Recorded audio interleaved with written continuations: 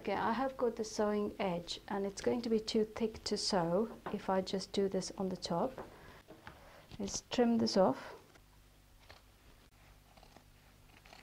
and bring this ever so slightly higher up and trim this green fabric in the same direction. So I'm just going to fold this. This is hosiery fabric, this won't fray. So I'm just going to go and sew this with a straight stitch on the top like this, and without actually edge sewing it. You don't need to fold it doubly like this. This is kind of rugged sort of look that I'm trying to achieve, so I'm just going to go and sew like this.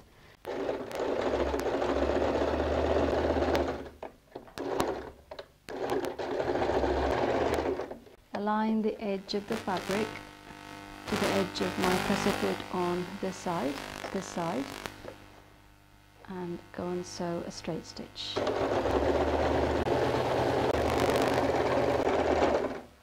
Okay, you can see the fabric is not really straight here, so I'm going to go and trim the edge, so I try and get as much neat edge as possible. So I take my fabric,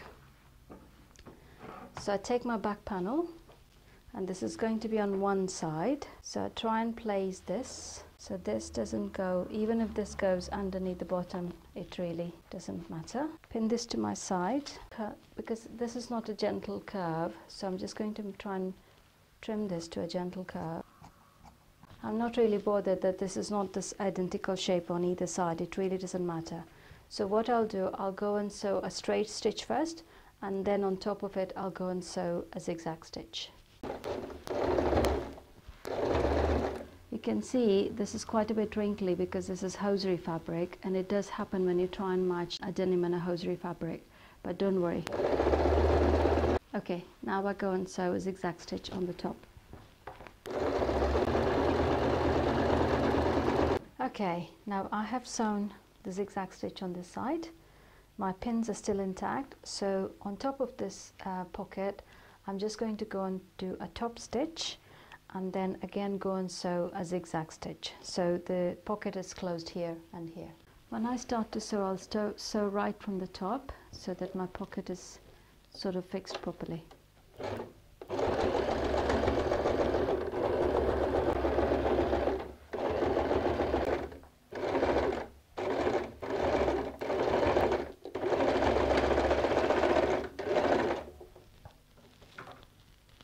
On top of the straight stitch I go and sew a zigzag stitch. Okay, I've attached the pocket. I have also sewn a stay stitch on top of here so that my pocket will stay in place. I have also sewn a top stitch on the side, so this fabric will stay along to the side seam. I can see a little bit excess here, so I'm going to turn it around and cut this off.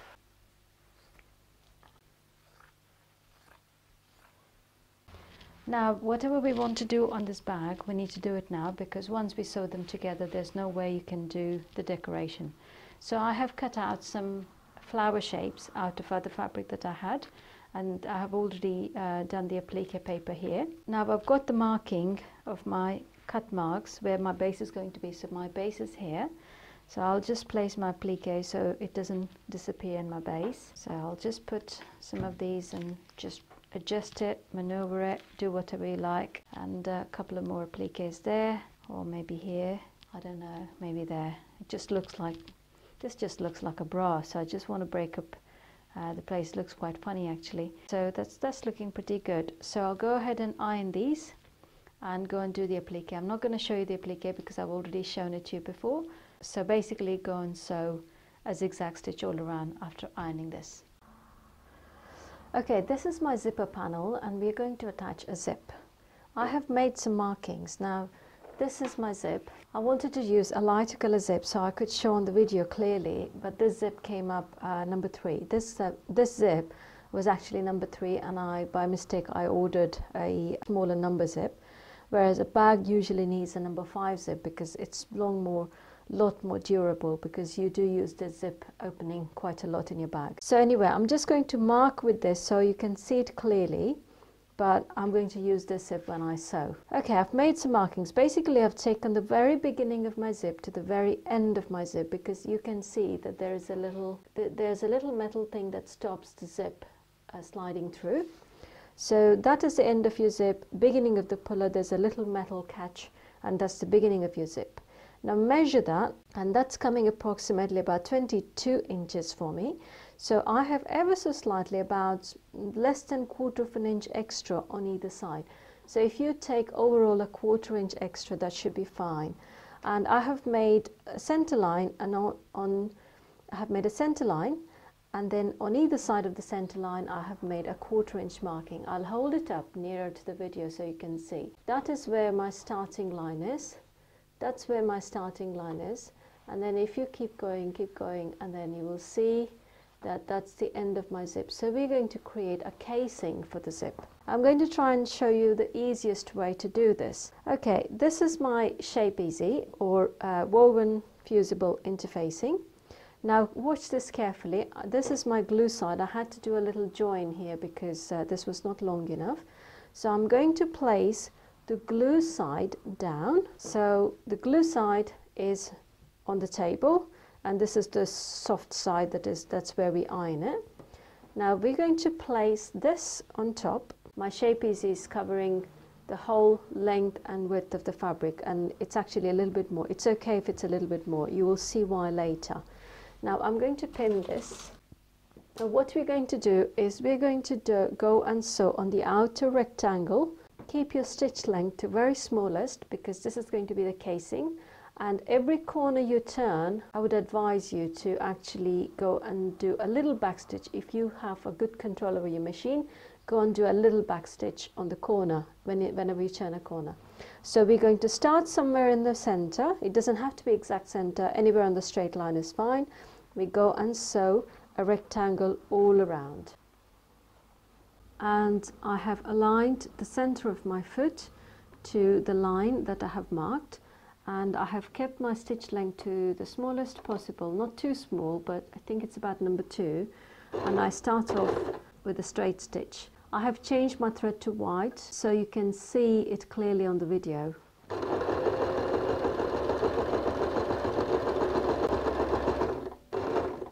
Now I come to my corner. I'm just going to do a little back stitch.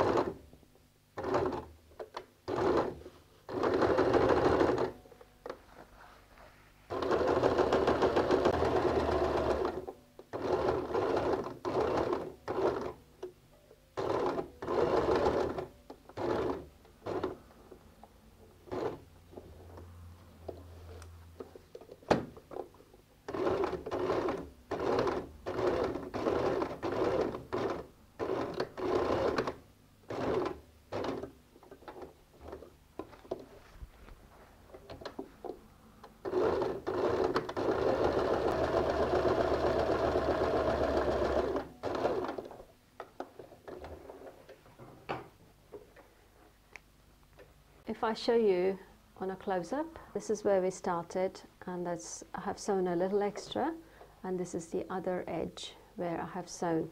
On the corners you can see it's backstitched. The corners are quite secure. I'm going to fold the fabric into half like this and just make a snip mark.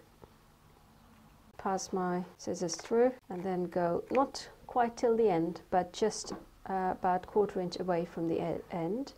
And then I snip right to the corner. Don't cut the stitch, just make sure that you snip to the very edge of the corner without actually cutting the stitch. So it would look like this. The rest of the line is cut in the center, stop 1/4 inch away and snip right through to the corner. Now I turn this inside out.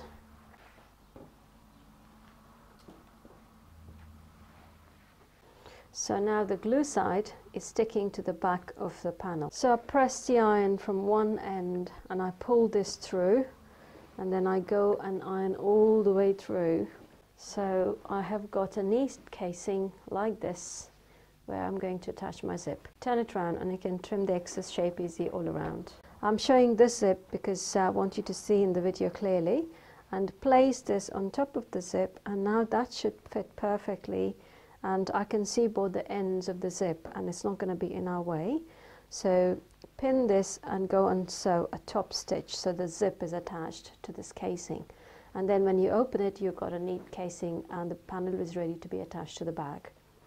Okay, so I'll place my black zip because this is what I'm going to use. Okay, so the way to do this is you don't have to really go and pin all around. I'm just going to open my zip, and my casing, I can see it here, the beginning of my zip, and I'll just hold it like this and go and sew a stitch all the way till the end. And when I come to, because when the puller is intact, it's difficult to go round it, so then I'll close it, just go around it and then open it again and then come and finish it up here. You'll see it in a minute. There's the casing, that's the beginning of my zip. I'm just going to let the casing sit where it's comfortable. I start in the corner and I hold the zip, and I can see that I'm just holding the zip at the same position all the way through.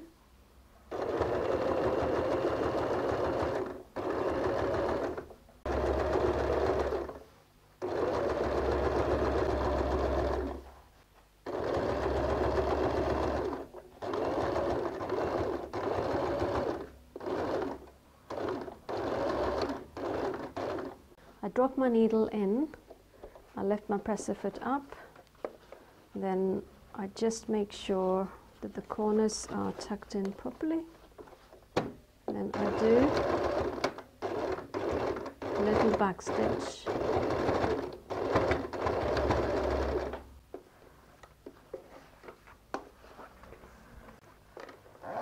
Now I close my zip. Place the top of this fabric.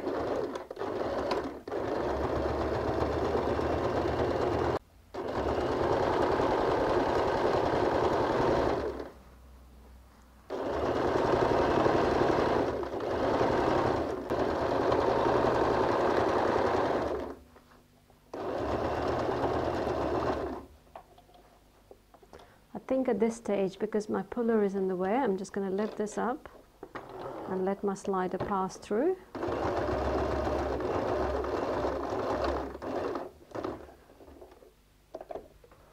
Turn my corners and then finish with the back stitch.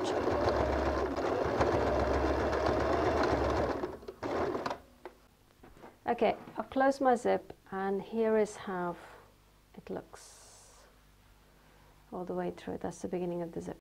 There's my lining with pockets sewn in on both the sides. There's my main fabric, and my lining and the main fabric are identical, and I have trimmed all around. Now we're going to put all of these together. You can also see that we've already joined the handle in. So let's get started. Take the main fabric, match the center notch to the center notch of the zip panel and place a pin. We'd go to the center line where we have marked earlier, and then go and pin to the center of the zip panel at the bottom. And we do the same on this side. This seems to be missing, so I'm just going to make a notch. And now what we do, we just maneuver this and then check if this is going to sit properly. I can see that my zipper panel is a little bit excess. This happens when you work without a proper pattern, because the fabric might have elongated, fabric might have stretched a little bit, because this denim has got a bit of stretchability, so it does happen. So I'm going to show you how to get this right, because ideally I don't want any pleats coming to the bag. So I'm just going to pin this all the way around. You need lots of pins for this, because the more pins you have, the sewing will become a lot more easier.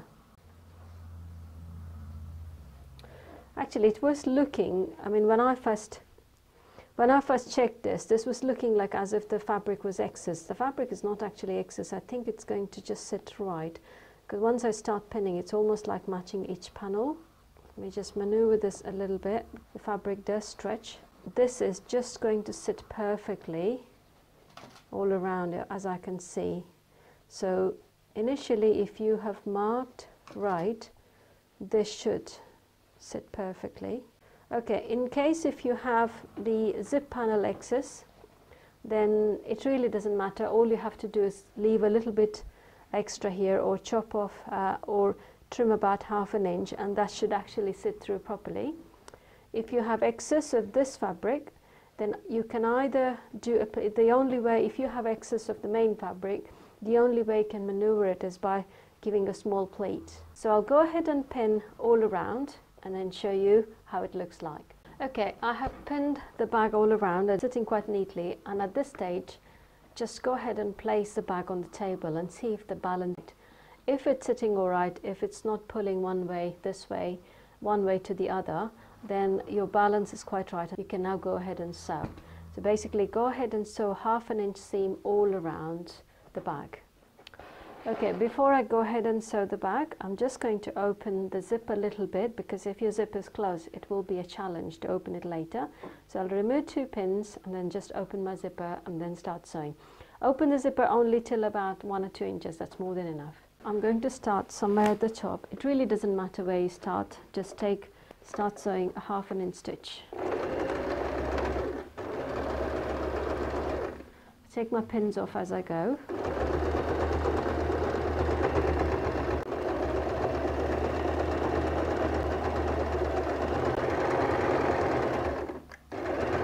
It might be a little bit tricky when you come to the bottom edge of the fabric, but just take your time and move and then maneuver slowly.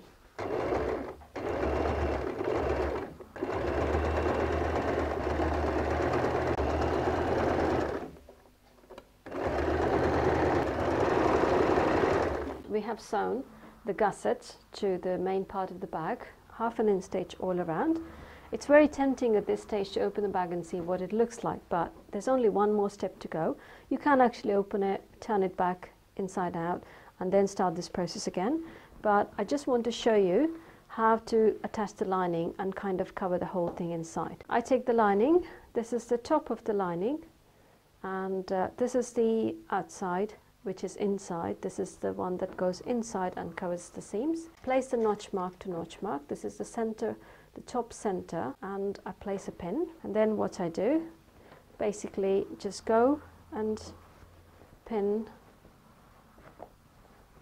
the center of the base to the center base of the main bag. Because these are 2 identical pieces, they should match perfectly, and you really don't need to pin it all around. Basically what's going to happen is place it in there. I'm not going to place any more pins. I'm going to maneuver this lining fabric and keep sewing, keep sewing, keep sewing. And when I come to the end, so this should actually end up like a circle. I'll show you in a minute. When I come to the end, I don't sew all the way through, otherwise you won't be able to finish your bag.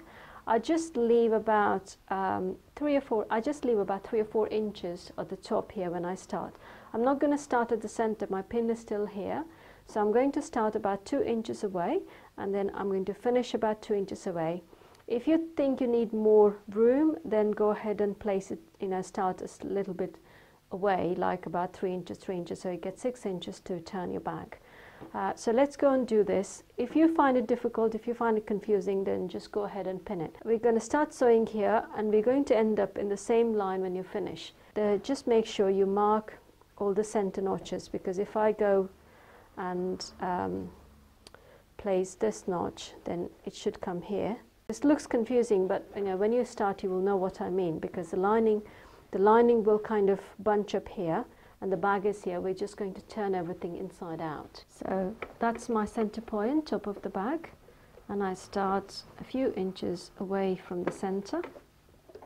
This will be again 1/2 inch stitch. If you find it difficult, you can put an edge stitch, turn it around, and sew on top of the stitch that you've already sewn again.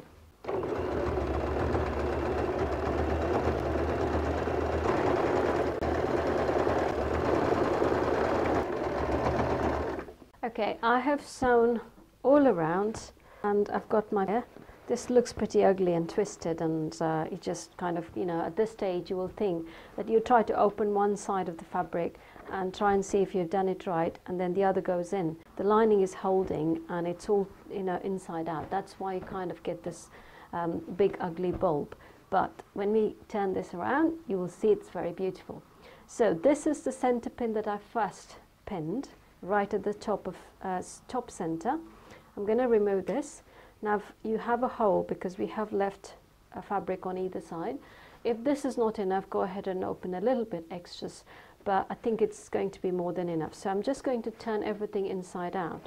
So try and work your way through little by little, because the denim needs to come out now, so it's quite tricky. So you have to take your time to do this. Trying to come out little by little, but it is quite a difficult process because denim's quite thick and heavy.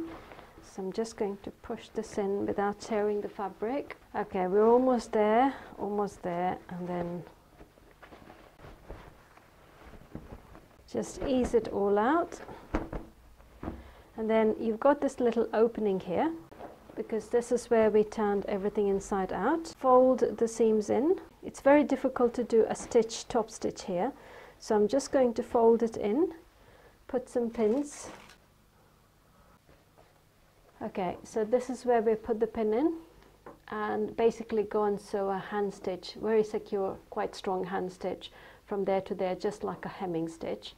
And we're almost done. So what I do, I just open my bag with a little opening of the zip I have, and you can see the whole bag is finished inside out, and this is the inside of the bag with my pockets, and all I have to do is sew the hand stitching there, which I'll do later. This is a beautiful